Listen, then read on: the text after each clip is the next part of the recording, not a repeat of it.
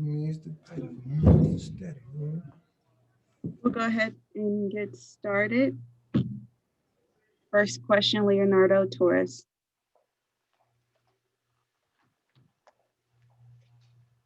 Leonardo, Hi, John. So how you doing? Harden, Harden just has Harden just openly criticized you, said you weren't as good as a team, and that he thinks the situation has no solution. Do you have something to say about it?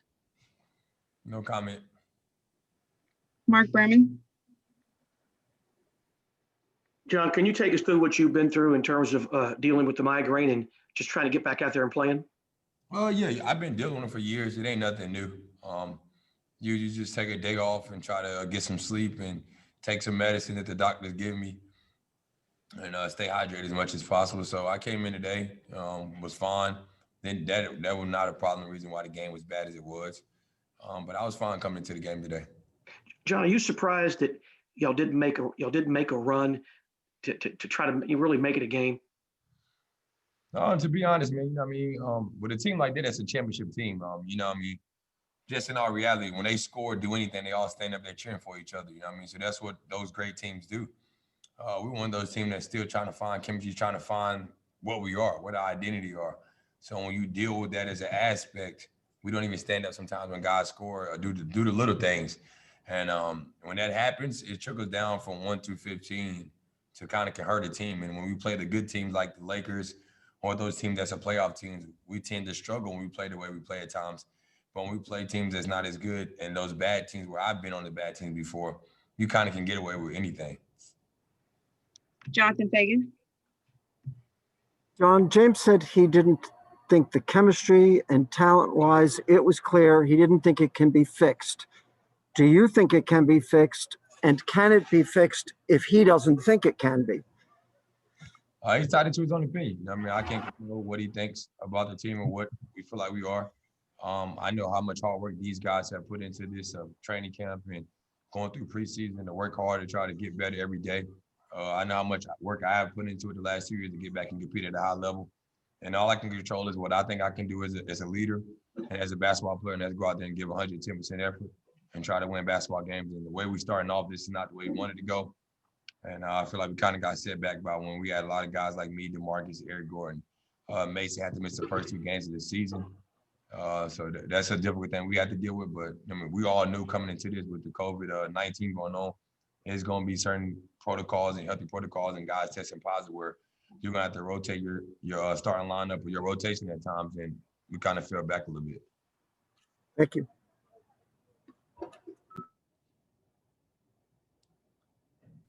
JC Nevis. Hi, John. Do you think the chemistry in this team can be fixed? What's the chemistry outside of the court at this point? And do you feel like not all the players on the team are on the same page? Is it just some miscommunication through the season, or is something more than that? It's a lot of basketball to be played, so we can't dwell down on what I think we're 3-6, 3-7, something like that. 3-6, like we only played 9 games. We can't dwell down on that. You know what I mean? It's a lot of basketball to be played. Like I said, there's going to be things where things get set off a little bit. You know what I mean? With guys missing games or missing practice, doing certain things like that. But end of the day, a lot of guys here want to compete at a high level.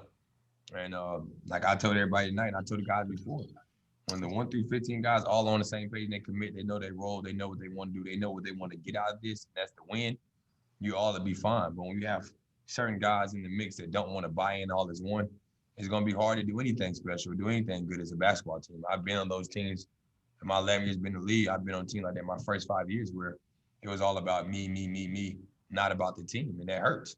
And it brings everybody down. So when we can get all on the same page, we can be something good here. And we can't dwell down on it because it's only been 9 games. Like, come on, man. You want to jump off the cliff off of 9 games? There's a lot of basketball still be played.